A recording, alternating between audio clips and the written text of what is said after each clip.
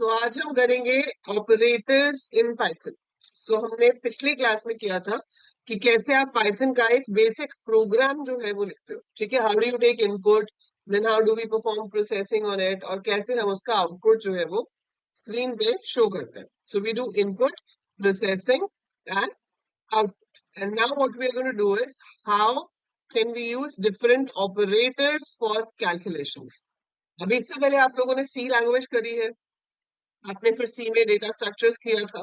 तो सी के जो ऑपरेटर्स थे वैसे कुछ कुछ पाइथन में भी है, not exactly same but yes काफी हद तक आपके पास ऑपरेटर सिमिलर होते हैं लैंग्वेजेस में।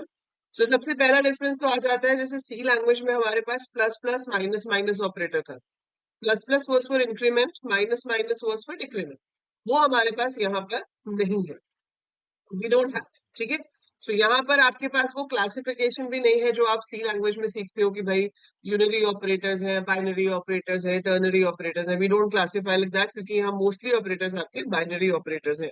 बाइनरी मतलब जो ऑपरेटर्स दो ऑपरेंड पे काम करते हैं। So the operators which work on two values are said to be binary operators. इस कैटेगरी में हमारे पास क्या क्या ऑपरेटर्स आ जाते हैं? We get arithmetic operators. फिर आपको दो वैल्यूज के बीच में रिलेशन चेक करना है, so you get relational operators. Then you have to combine the two conditions, like दो कंडीशंस ट्रू है या नहीं, दोनों में से कोई एक कंडीशन ट्रू है या नहीं, वो चेक करना है। So we have logical operators. So arithmetic हो गए, रिलेशनल हो गए, लॉजिकल ऑपरेटर्स हो गए। Then you have assignment operators. ठीक है, सो ये कुछ मेजर ऑपरेटर्स हैं जो आप यहाँ पर यूज करते हो। ठीक है, इसके बाद बिटवाइज ऑपरेटर्स भी होते हैं but we don't use much in Python. Python में अपने और बहुत ऑपरेटर्स हैं, जैसे कि इन हो गया, इज हो गया, triple equal to. So you have different things, but हम अभी पहले ये डिस्कस करेंगे कि ये मेजर ऑपरेटर्स जो हैं ये क्या होते हैं। So when we talk about these operators, इसमें सबसे पहले कैटेगरी है आपके पास अरिथमेटिक ऑपरेटर्स की। अब अरिथमेटिक ऑपरेटर्स की कैटेगरी में हमारे पास सबसे ज्यादा पावर वाला जो ऑपरेटर है वो है डबल स्टार, जिसको हम एक्सपोनेंशिएशन या raise to the power operator कहते हैं। जो सबसे पावरफुल है, मतलब सबसे ज्यादा प्रेसिडेंस इसकी है कि अगर एक एक्सप्रेशन के अंदर सब तरह के ऑपरेटर्स हैं तो सबसे पहले ये सॉल्व होगा। So this is called exponent और raise to the power operator. So जैसे अगर आपने टू, टू स्टार्स और थ्री लिखा है, इसका मतलब क्या है? Two raise to the power three, so it will give you 8। ठीक है, then you have multiply, divide, mod और दो स्लैश।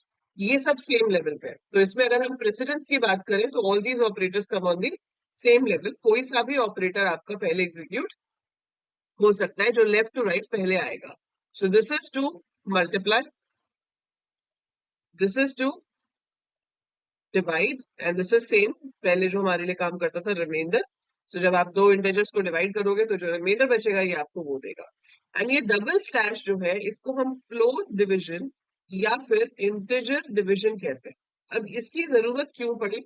अगर हम अपना बैकग्राउंड में जाएं और देखें कि सी या सी प्लस प्लस लैंग्वेज में जब हम 5/3 करते हैं, अब चाहे सी करो, सी प्लस प्लस करो, जावा करो, अगर एक इंटीजर दूसरे इंटीजर से डिवाइड हो रहा है तो आपका आंसर हमेशा इंटीजर ही आएगा। अगर आप उसको फ्लोटिंग पॉइंट वेरिएबल में स्टोर भी कर देते हो तो भी वो 1.0 बनेगा। ठीक है, बट वो सिर्फ आगे का पार्ट लेता है, 1 पॉइंट समथिंग बन रहा है, सो लाइक इट्स 1.6666, तो वो उसको नहीं लेगा, वो सिर्फ इंटीजर पार्ट को ही लेगा। ठीक है, आप 5/2 लिखोगे तो उसका आंसर 2 आएगा, 2.5 नहीं आएगा। If I am taking it in C और सी प्लस प्लस और Java, but this doesn't happen in Python. Python में ऐसा नहीं होता। पाइथन में अगर आपने 5/3 लिखा है तो आपके पास बकायदा आपका आंसर जो है वो 1.66, जहां तक भी जितने प्लेसेस तक भी हम दिखा रहे हैं। 5/2 लिखा है तो 2.5 है। ठीक है, सो यहाँ पर आपका डिवीजन के बाद फ्लोट आंसर आता है, इवन इफ आपकी जो दोनों वैल्यूज है वो integer. Fine, that is the major difference. So Python में ये ऐसे काम करता है, बट कभी कभी जरूरत पड़ सकती है कि मुझे सिर्फ इंटीजर डिवीजन ही करना है, मेरे को सिर्फ यही पार्ट चाहिए। तो अगर आपको ये पार्ट चाहिए तो आप यहाँ डबल स्लैश का इस्तेमाल करेंगे। 5/3 will give you 1, 5/2 will give you 2, ऐसे ही 5 मॉड 3 अगर मैं करूंगी तो 2 आएगा, क्योंकि 5 को अगर मैं 3 से डिवाइड करती हूँ तो रिमाइंडर बच जाता है 2, और अगर मैं 5 को 2 से डिवाइड करती हूँ तो रिमाइंडर बच जाएगा 1। ठीक है, so that is how it works. तो मल्टीप्लाई तो सिंपली मल्टीप्लाई करेगा, जो डिवाइड है वो आपके पास अब दो तरीके से हो गया कि सिंगल स्लैश लगाएंगे तो आपका जो आंसर है वो पॉइंट्स में आएगा, और अगर आप डबल स्लैश लगाओगे तो आपका आंसर कभी भी पॉइंट्स में नहीं आएगा, it will be a whole number. ठीक है, so it is going to be a whole number, जो पॉइंट्स में नहीं आएगा। और हमारे पास क्या हो गया, डबल स्लैश, जिसका मतलब है फ्लोर, डबल स्लैश तो हो गया, और परसेंटेज विच इज रिमाइंडर, सो आपको रिमाइंडर निकाल के देगा। Cool. So this is what we get as the result. So ये हमारे पास आंसर आ गया in all these arithmetic operators. अब इनके प्रेसिडेंस के बाद बचता है प्लस माइनस। तो जब मल्टीप्लाई डिवाइड वगैरह सब हो जाएगा तो उसके बाद एक्सप्रेशन में अगर कहीं पे प्लस माइनस है तो वो इवेल्युएट होगा, and it's simple, plus will add, minus will subtract, 3 + 5 is 8, 5 + 3 is 8। ठीक है, माइनस में ऑब्वियसली 3 - 5 करोगे तो -2 आएगा, 5 - 3 करोगे तो 2 आएगा। पाइथन में आप स्ट्रिंग्स के साथ अगर प्लस लगा देते हो, like if you have hello plus friends, so it becomes hello friends। तो प्लस अगर दो स्ट्रिंग्स के साथ यूज हो रहा है तो उसको हम क्या कहते हैं कि वो दोनों स्ट्रिंग्स को ज्वाइन कर देता है, या जो टेक्निकल वर्ड है वो है कंकैटिनेट कर देता है। ठीक है, so you can call it join कर देता है, कंकैटिनेट कर देता है। अगर आपने गलती से एक स्ट्रिंग और एक इंटीजर यूज कर लिया, so this will generate error. So एक स्ट्रिंग और एक इंटीजर को हम ऐड नहीं कर सकते, या तो दोनों स्ट्रिंग होने चाहिए या दोनों नंबर होने चाहिए, वो इंटीजर फ्लोट कोई से भी हो, बट दोनों या तो नंबर हो या फिर दोनों स्ट्रिंग हो, तो आप प्लस वहां पे इस्तेमाल कर सकते हो। ठीक है, तो अगर आपने यहाँ पर एक्सप्रेशन लिखी है 3 × 5 प्लस 2 × 4, तो इसमें क्या होगा, पहले ये मल्टीप्लाई होगा, फिर ये मल्टीप्लाई होगा, और फिर ऐड होगा। ठीक है, अगर आप इस चीज को ओवरराइड करना चाहते हो तो वहां पर हमें यूज करनी होती है parenthesis, that is round brackets. तो अगर आपने इसको राउंड ब्रैकेट्स में दे दिया तो अब पहले ऐड होगा और उसके बाद आपका ये मल्टीप्लिकेशन वाला काम।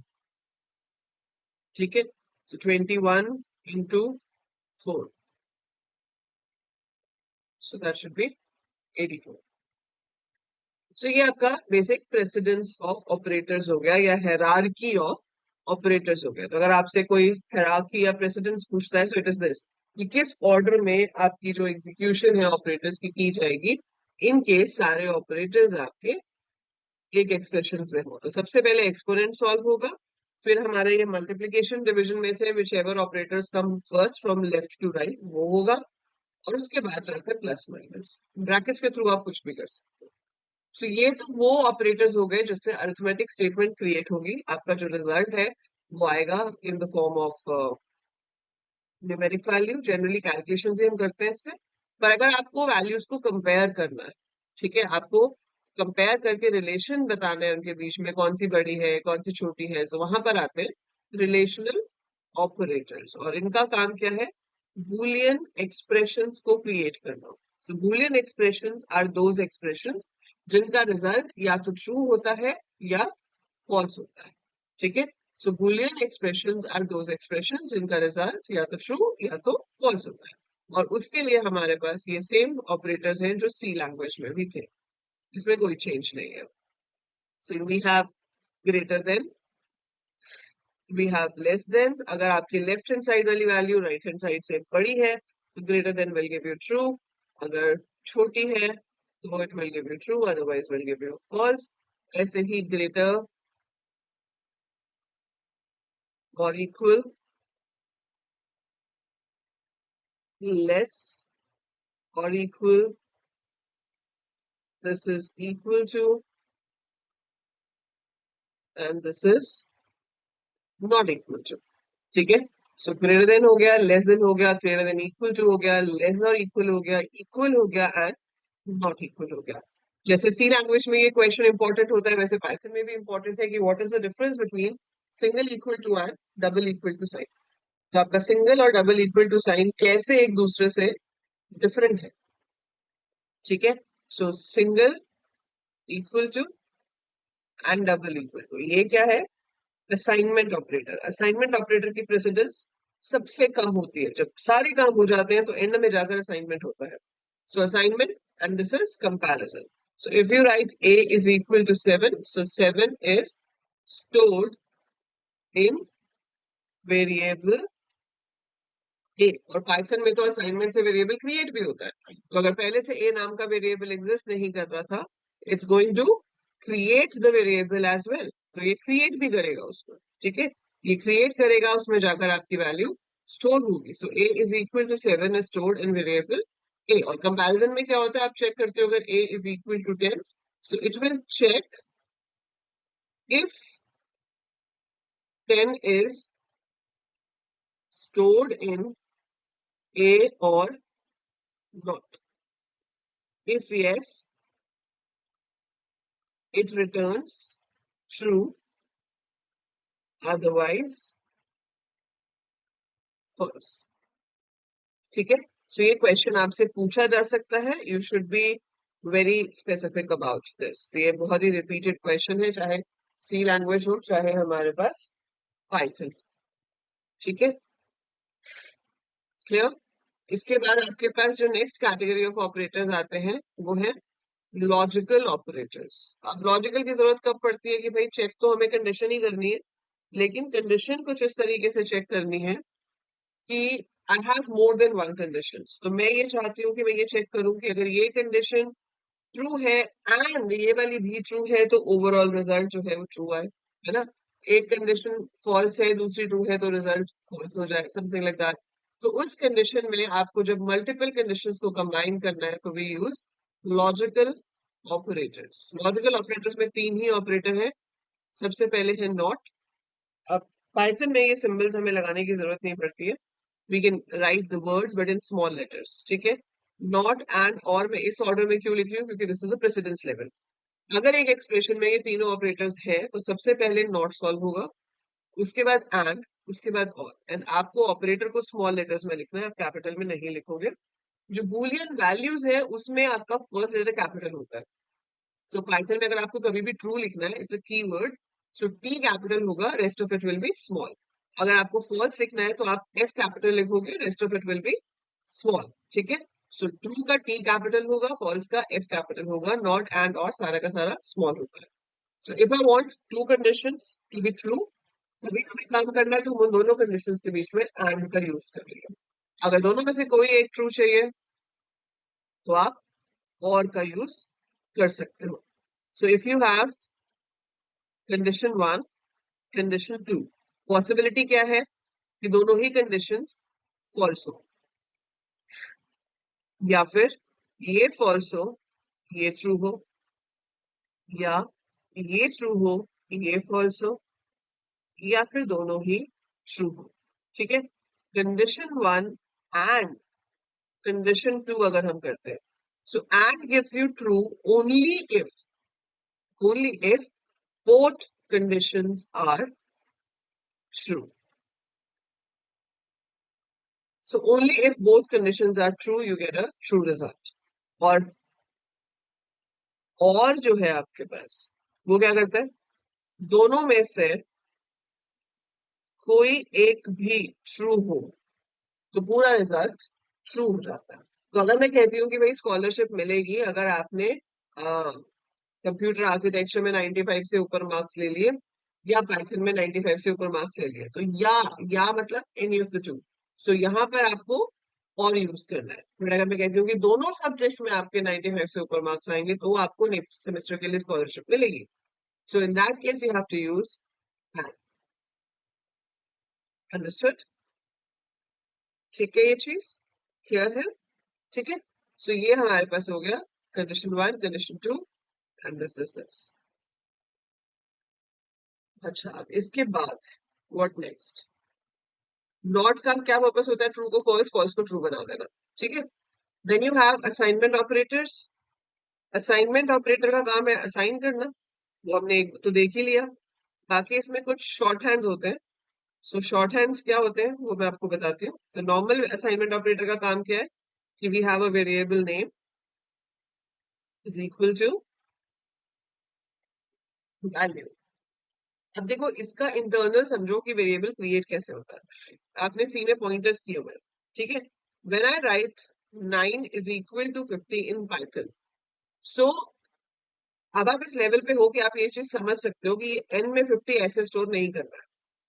This is not happening here. What is happening here is कि 50 मेमोरी में कहीं पर स्टोर हो रहा है। उस मेमोरी का कुछ ना कुछ एड्रेस है। एक और मेमोरी लोकेशन है जो बन रही है, जिसका नाम हमने एन दे दिया। उसका भी खुद का कोई एड्रेस तो होगा ही। सो उसका नाम है n and this n is going to store the address of 50। अगर आप यहाँ अगला वेरिएबल लेते हो एम और उसमें भी आप 50 स्टोर कर देते हो, तो उससे क्या होगा? ठीक है, एक देखो मैंने यहाँ पे लिखा p इज इक्वल टू 30। अब इन दोनों स्टेटमेंट्स में फर्क देखो। जब आप p इज इक्वल टू 30 लिखते हो तो फिर एक न्यू लोकेशन बनती है जिसमें 30 स्टोर होता है। यहाँ पर 30 स्टोर होता है, इसका खुद का कुछ ना कुछ मेमोरी में एड्रेस रहेगा। और यहाँ पर आपका बनेगा p जिसका कुछ ना कुछ एड्रेस होगा अपना भी, और ये स्टोर करेगा 30 के एड्रेस को। लेकिन जब आपने m इज इक्वल टू 50 लिखा तो ये नया बॉक्स नहीं बनेगा कोई भी। यहाँ पर क्या बनेगा? एक बॉक्स जिसका नाम होगा m, उसका खुद से कुछ एड्रेस होगा और वो उसी एड्रेस को स्टोर करेगा जहां पर आपका 50 ऑलरेडी पड़ा है। So it is storing this address only. So Python में मेमोरी जो एलोकेट होती है, जो एड्रेसिंग होती है, वो वैल्यू के बेसिस पर होती है रादर देन द नेम। ठीक है, तो एक वैल्यू को एक मेमोरी लोकेशन मिल जाती है। फिर आप अगर कोई वेरिएबल में वही वैल्यू दोबारा पुट करते हो तो वो उसी के एड्रेस को ले लेता है। So basically a Python variable is not a direct variable which used to be in C language. It's kind of a pointer. तो पाइथन के जो वेरिएबल्स के नाम होते हैं वो रेफरेंस वेरिएबल्स होते हैं, या वो इनबिल्ट पॉइंटर्स होते हैं जो कि उस मेमोरी लोकेशन को स्टोर कर रहे हैं जहां पर मेरा डेटा स्टोर है 50 30 20 व्हाटएवर इट इज।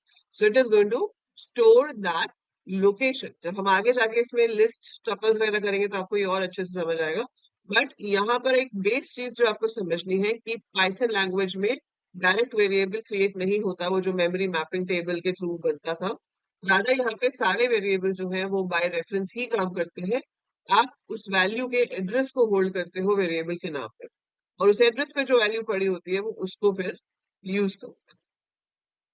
ठीक है, so every value has a unique address. तो जितनी डिफरेंट वैल्यूज होंगी उतने डिफरेंट एड्रेस होंगे। ये नहीं होता कि उसी एड्रेस में आपकी वैल्यू चेंज होती जा रही है, बस यहाँ पॉइंटर्स में इसका जो एड्रेस है ये चेंज होता जाएगा। ये इंटरनल काम है। आपको तो ऐसे ही करना है, तो आपको इसके अंदर नहीं जाना बहुत कि हाँ क्या हो रहा है, but पता होना चाहिए एज अ प्रोग्रामर कि इंटरनली मेमोरी में ऐसे काम हो रहा है। अभी मैं आपको दिखाती हूँ आप एड्रेस देख कैसे सकते हो। जैसे अगर मैं अभी पाइथन ओपन करूँ,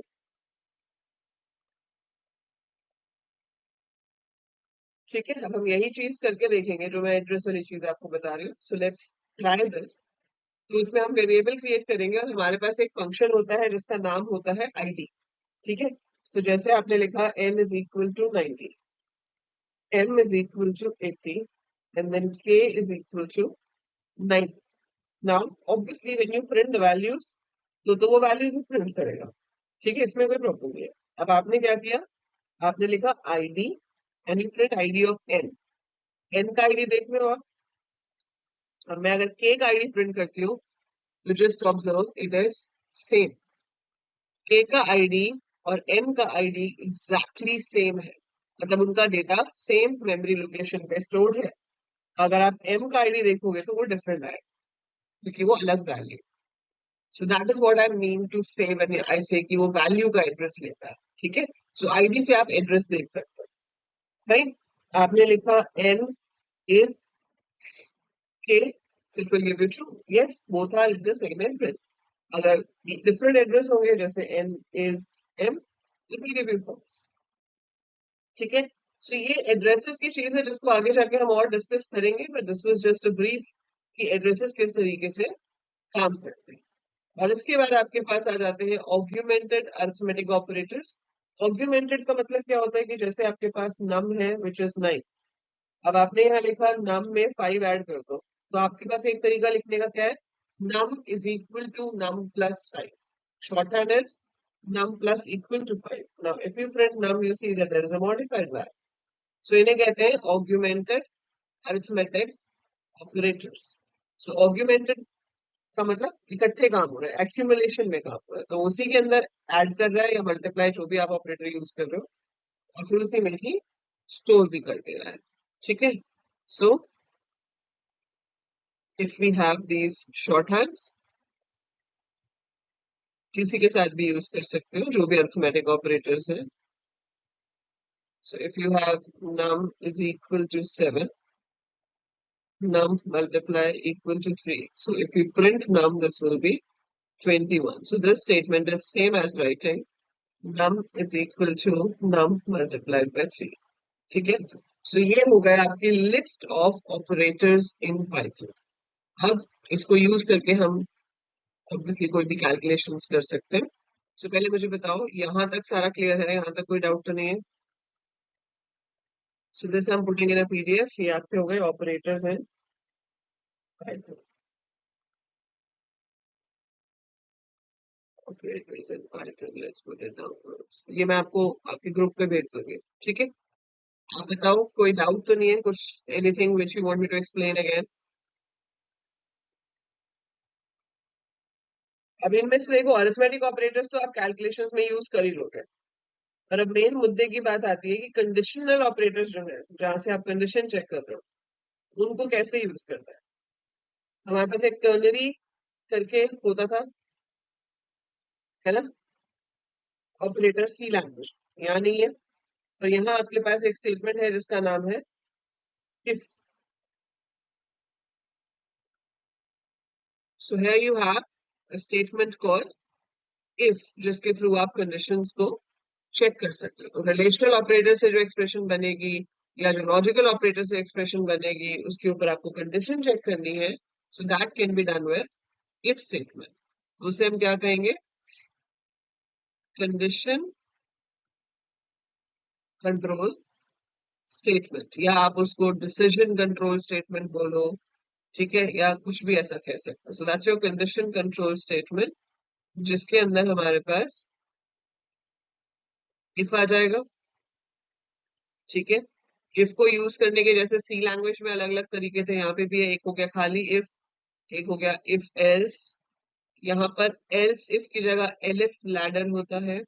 and we have nested if else.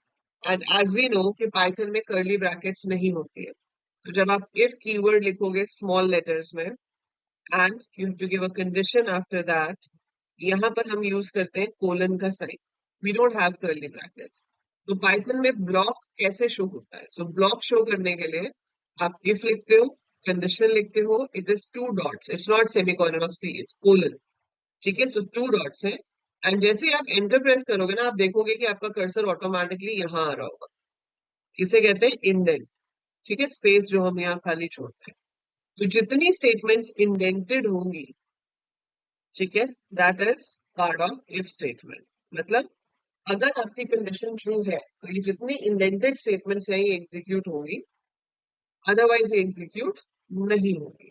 तो खाली इफ होने का मतलब क्या होता है कि अगर कंडीशन ट्रू है सो एग्जीक्यूट दिस स्टेटमेंट्स, अगर कंडीशन फॉल्स है डोंट एग्जीक्यूट द स्टेटमेंट्स. ठीक है. तो या तो ये एग्जीक्यूट होंगी या ये एग्जीक्यूट नहीं होंगी, depending upon the condition. True है तो एग्जीक्यूट करो, फॉल्स है तो नहीं करो. कर्ली ब्रैकेट्स नहीं होती है. जहां आपका इंडेंट खत्म हुआ आप यहाँ पर आए तो यहाँ आपके पास नेक्स्ट स्टेटमेंट आउटसाइड इफ वाली जो है वो आ जाएगी. ठीक है. उसका इफ के साथ कोई लेना देना नहीं रहेगा. एक प्रोग्राम में हम कितनी भी इफ स्टेटमेंट्स चाहे यूज कर सकते हैं. We can use as many as we want. So हम अपना टिपिकल घिसा पिटा प्रोग्राम बनाते हैं, greatest of three numbers, है ना. If I have to write a program to find greatest of three numbers, और पाइथन में हम कमेंट कैसे देते हैं, ऐसे हैश. सो जो भी लाइन हैश से शुरू होती है वो कमेंट है, नॉन एग्जीक्यूटेबल स्टेटमेंट, रिमार्क, जो मर्जी कह लो आप इसको. ठीक है. सो ये क्या कर रहे हैं हम, program to find greatest of three numbers, and then you start the code. आपको अगर नंबर्स इंटीजर लेने हैं तो आप इंट लिख सकते हो, और फिर आप यहाँ पे लिख सकते हो enter first number. So this line will help me get the first number. Then we have n2, n3. And then we have if n1 greater than n2 and n1 greater than n3. अगर n1 n2 से भी बड़ा है and n3 से भी बड़ा है, दोनों से ग्रेटर है, तो दैट मीन्स वो ग्रेटेस्ट नंबर हुआ, है ना? So if n1 is greater than n2 and n1 is greater than n3, so I can print n1 की वैल्यू प्रिंट हो जाए तो मैं बिना कोट्स के लिखूंगी and then is greatest. So basically यही चीज आपको बाकी दो के लिए भी चेक करनी है. अब हम टाइप कर रहे हैं तो नहीं लिखेंगे, कॉपी पेस्ट करेंगे, ठीक है? तो हम पहले जमाने में कॉपी पेस्ट करके अपने आप को स्मार्ट समझते थे. अब आज की डेट में तो आप ये कोड सीधा एआई को बोलो वो लिख के भी दे देगा, but that is not the way you learn, right? So आप सीखो, आगे जाके जब काम करोगे तो आप यूज करो, उसमें कोई प्रॉब्लम नहीं. और दूसरी चीज लाइक मैं हमेशा से बोलती हूँ, जब एग्जाम देने होते हैं तो तुम्हें लिखना ही पड़ेगा ना, वहां तो एआई नहीं बैठेगा. सभी हमारा एआई कोडिंग में जरूर हेल्प कर रहा है लेकिन एग्जामिनेशन में हेल्प नहीं कर रहा है. तो आपको एग्जामिनेशन में तो करने के लिए खुद ही करना पड़ेगा. You have to learn the concept, you have to work with it. जब आप जॉब करोगे then definitely the things will help you. ठीक है, सो मैंने चेक किया n3 ग्रेटर देन n2, ऐसे ही n3 greater than n1 and यहाँ पर प्रिंट n3 करा. So I am going to save this,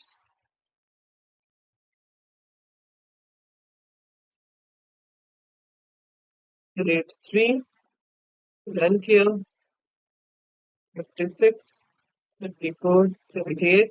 So it shows 78 is greatest. ठीक है, सो ये इस तरीके से हम अपना कोड जो है वो लिख सकते हैं. Sending you the code in the chat, आप कॉपी कर सकते हो. ठीक है, अच्छा गिटहब आपने बना रखा है ना Neha, Bhumi? You have made GitHub repository, GitHub account. तो आपको क्या करना है, अपना एक गिटहब जो अकाउंट है उस पे जाकर start putting all the codes जो भी आप पाइथन में सीख रहे हो. ठीक है, you must put it all on your repository. So बहुत जरूरी है, अब आपका थर्ड सेमेस्टर स्टार्ट हो गया है, तो अभी से सीरियस हो जाओगे, कुछ अच्छा क्रिएट करोगे तो आगे काम आएगा. ठीक है, सो ये आपका सी और डीएसए का आपने बनाया ही होगा. Now when you to make Python programs, यहाँ से आप अपनी रिपोजिटरी बनाओगे. ठीक है, जैसे ये मेरी पाइथन प्रोग्रामिंग वाली है, इसमें बहुत सारे प्रोग्राम्स ऑलरेडी हैं. ठीक है, so there are many programs over here. ऐसे आपको भी अपना प्रोग्राम ऐड करना है. इन केस आपने नहीं बनाया है, कोई डिफिकल्टी है तो आप मुझे बता सकते हो, I will explain you how to make one. But as you can see there are so many programs, you can make program and upload it है. तो जब भी आप कुछ सीखते हो उसको एनालाइज करो अपने अकॉर्डिंगली, उसको गिटहब पे डालो, उसको लिंक्डइन पे डालो. अभी से एक्टिव रहोगे तो आपको आगे जाके फायदा हो. ठीक है, सो लाइक ये जो प्रोग्राम है अगर आपको ऐड करना है, आपको सिर्फ रिपोजिटरी बनाने के बाद क्या करना है, ओके यहाँ प्लस पे जाओ, प्लस पे जाके अपलोड करनी है या क्रिएट करनी है, you can choose. If I से क्रिएट फाइल, सो मेरे पास ये आ जाएगा जहां पर मैं अपना कोड लिख सकती हूँ. तो मैं तो यहाँ पेस्ट कर देती हूँ, मैंने अभी कॉपी किया ही था. यहाँ पर आपने नेम दे दिया ग्रेट ऑफ 3. ठीक है, dot py because it's a Python program and then you have to just click on commit changes. यहाँ पे कुछ लिखना है आपको डिस्क्रिप्शन तो आप लिख सकते हो, otherwise just commit the changes. So this is added in the list. वैसे आप अपने जो भी कोड बनाते हो इसकी अपनी रिपोजिटरी में ऐड करके रखो. आगे जाके आपको इंटर्नशिप्स के लिए जाना है, इंटरव्यूज के लिए जाना है, तो आप अपनी सीधी गिटहब रिपोजिटरी शेयर कर सकते हो. जैसे अभी नेहा आपने समर इंटर्नशिप का प्रोजेक्ट बनाया था, ठीक है, उसको भी गिटहब पे डाल के रखो because you must put it over there. यहीं से आपका आगे सबको पता चलता है कि आपने किस किस चीज पे काम किया हुआ है. ठीक है, so you have to create your repository like this. So ये तो हो गया आपका एक तरीका इफ को यूज करने का, जैसे कहते हैं इंडिपेंडेंट इफ स्टेटमेंट, ठीक है, डाला है good. So this was your independent if statement. उसके बाद आपके पास आता है इफ एल्स। इफ एल्स हम कहाँ यूज करते हैं? जब हमें दो ही ऑप्शंस बताओ कि भाई अगर ट्रू हुआ तो हमको ये करना है, अगर फॉल्स हुआ तो हमको ये करना। सो इंडेंट के बाद स्टेटमेंट्स है, फिर एल्स आएगा, एल्स के आगे कंडीशन नहीं आती है, स्टेटमेंट्स है। सो ये जो ब्लॉक है इसको हम कहेंगे ट्रू ब्लॉक। ये जो ब्लॉक है इसको हम कहेंगे false block. So this is true block, this is false block. अगर ये कंडीशन ट्रू है तो ये स्टेटमेंट एग्जीक्यूट होगी, इसको इग्नोर कर देगा। अगर ये कंडीशन फॉल्स है तो इसको इग्नोर कर देगा और ये वाली स्टेटमेंट्स एग्जीक्यूट होंगे। सो इधर दिस और दिस। सो या तो वो इसको एग्जीक्यूट करेगा या वो इसको एग्जीक्यूट करेगा, ठीक है, दोनों में से कोई है। So if condition execute this, true else this. क्या सिचुएशन हो सकती है? आपको चेक करना है कि आपका स्टूडेंट पास है या नहीं। तो आप चेक कर सकते हो कि अगर मार्क्स ग्रेटर देन 50 है, so I can print pass. Else पीछे आगे फिर से टैब देके लिखेंगे बेटर लक नेक्स्ट टाइम,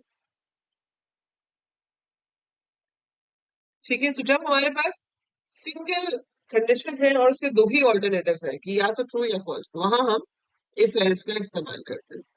सबसे कॉमन सिचुएशन जो होती है, जैसे वो ग्रेटेस्ट ऑफ थ्री नंबर्स में थी, मल्टीपल कंडीशंस है मेरे पास एंड उसमें से मुझे पता है कि कोई एक ही ट्रू होने वाली है। I have many conditions, but मुझे ये भी पता है कि वो सारी ट्रू नहीं होंगी, उसमें से कोई एक ही ट्रू हो। तो वहां पर काम आता है एलिफ लैडर। तो यहाँ एलिफ एक नया कीवर्ड आ गया हमारे पास, which is a short form of else if. तो आप इफ लिखोगे, आप कंडीशन लिखोगे, पीछे लगाओगे colon, you will have statements, और फिर यहाँ पर एल इफ, ठीक है। So elif condition colon statements, then elif condition. Elif में कोई स्पेस नहीं है, it is one single word, one single keyword.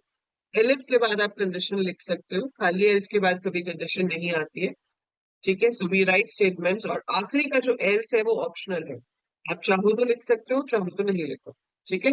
सो अगर कंडीशन ट्रू है तो स्टेटमेंट्स एग्जीक्यूट होंगी और आगे वो कुछ भी चेक नहीं करेगा। अगर कंडीशन फॉल्स है then it will check the next condition. अगर वो फॉल्स है तो it will check the next condition, ठीक है। So conditions are checked only till a matching one is found.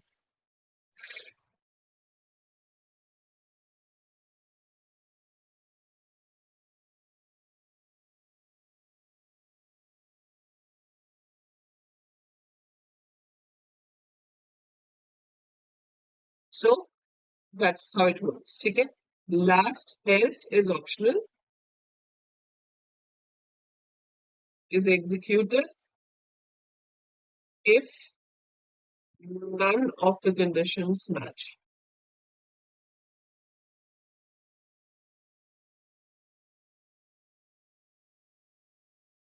ठीक है।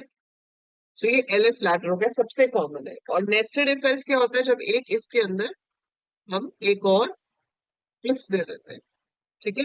सो नेस्टिंग वर्ड का मतलब ही यही है कि जब एक के अंदर एक और चीज आ जाए। So nested if, that is if inside if. So आपने कंडीशन चेक की, इसका यूज आप बहुत ही कम करते हो, वेरी रेयर भी नीडेड, बट अगर कंडीशन चेक की और इसी के अंदर आपने एक और कंडीशन चेक की, बस इतना ध्यान रखना होता है कि इसकी इंडेंटेशन के हिसाब से वो डिसाइड करता है कि एल्स किसके साथ है। तो अगर मैंने यहाँ लिखा है तो ये एल्स इस इफ के साथ है। अगर आप बैक स्पेस करके एल्स यहाँ लिखते हैं तो वो ऊपर वाले इफ के साथ हो जाता है, क्योंकि यहाँ करली ब्रैकेट्स तो है नहीं। यहाँ इंडेंटेशन के हिसाब से डिसाइड होगा कि आपका कौन सा वाला जो है वो उसको एंड कर रहा है, ठीक है। Decide on the basis of that. तो एक बहुत ही टिपिकल प्रोग्राम होता है हमारा to try elif ladder, and that is to get the grade of a student. So if I have to get the grade of a student as per the marks, तो उसमें है कि भाई अगर 90 से ज्यादा मार्क्स है तो हमें क्या करना है? ए प्लस देना है, 80 से 90 के बीच में तो ए देना है, लाइक दैट। ठीक है, so if we have like that तो हमारे को डिफरेंट डिफरेंट ग्रेड्स देने हैं। और वो डिफरेंट ग्रेड्स हम कैसे देंगे with the help of LF, वो हम अभी देखेंगे। सो हमने यहाँ पे लिखा प्रोग्राम टू डिटरमिन ग्रेड। तो आपने मार्क्स पूछने हैं, तो आपने यहाँ पे लिख दिया marks is equal to int. अगर आप कहते हो कि पॉइंट्स में हो सकते हैं तो आप फ्लोट भी ले सकते हो, ऐसा नहीं है कि हमको यहाँ पर इंट ही लेना है। और अगर आपका श्योर नहीं है कि इंट है या फ्लोट है तो आप ई वैल भी लिख सकते हो। सो ई वैल का मतलब होता है इवेल्युएट, तो वो अपने आप देख लेगा कि उसको किस टाइप को लेना है, तो उसमें हमें कोई ऐसा इशू नहीं है। ठीक है, सो हमने यहाँ पे लिखा इनपुट एंटर मार्क्स, और फिर हमने चेक किया if marks greater than equal to 90. So what should I do? I should print A plus. फिर पीछे गए, पीछे जाके लिखा LF marks greater than equal to 80. अब देखो यहाँ पे मुझे मार्क्स लेस देन 90 चेक करने की जरूरत नहीं है, क्योंकि एलएफ लैडर के लॉजिक के हिसाब से ही ये चीज बन रही है कि आपका ऊपर वाली कंडीशन फॉल्स है तभी तो वो सेकंड पे आ रहा है। मतलब 90 से ज्यादा नहीं है तभी तो वो सेकंड कंडीशन पे है ना। तो 90 से ज्यादा नहीं है, 80 से ज्यादा है, so that means condition is true and we should print A. And then we have LF marks greater than equal to 70. Print क्या कर देंगे B. LF marks greater than equal to 60. Print C. Else print D. So that is how you write LF ladder.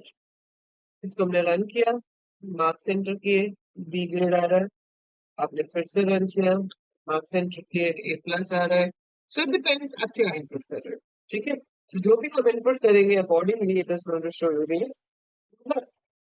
So that's how your elif ladder works. This is the code. ठीक है, तो if कोई ऐसी चीज नहीं है जो आपने पहले नहीं करी, this is not you doing for the very first time, आप पहले भी कर चुके हो, लैंग्वेज में भी कर चुके हो। ठीक है, तो ये सिर्फ आपको इसमें सिंटेक्स जो है उसको ग्राफ करना है कि किस तरह से हम यहाँ पे लिखते हैं।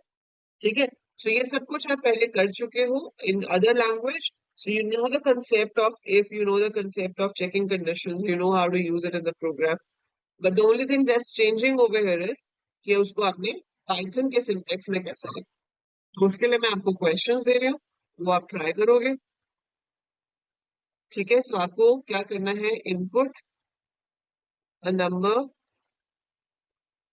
बहुत ही टिपिकल क्वेश्चन है ये, and print if it is even और ऑड। दूसरा, input selling price and cost price, tell if there is profit, loss or no profit, no loss. Input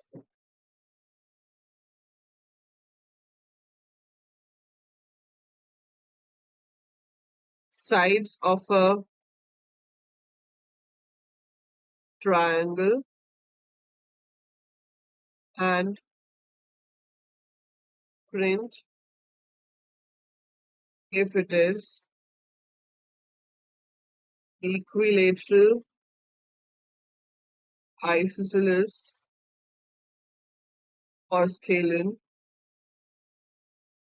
Input the units consumed for electricity, calculate the bill assuming 200 units are free, 200 to 400 rupees 4 is charged per unit.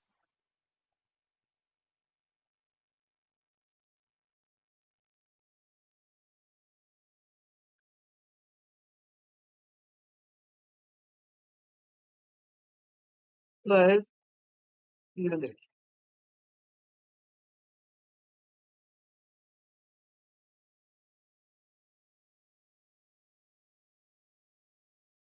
कहाँ गया?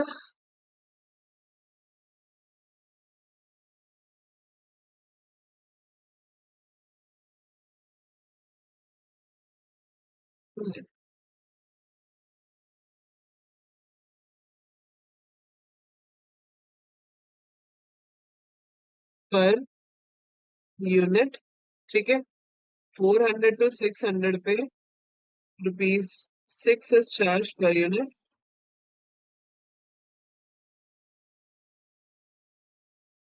and greater than 600 पे rupees 8 is charged per unit.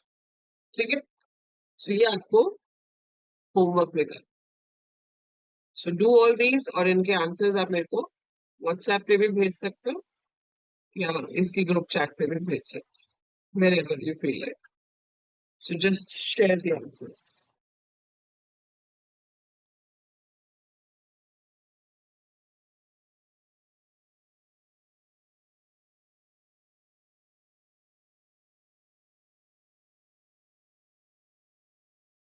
ठीक है. कोई doubt है अभी तक जो किया उसमें? Any doubts you have? So next हम करेंगे most important thing in any programming language, that's loops. है ना, सबसे इंटरेस्टिंग, सबसे ज्यादा समझने वाला और टाइम कंज्यूमिंग टॉपिक. बट अगर वो आ जाए तो आगे की चीजें बहुत ही आसान हो जाती है.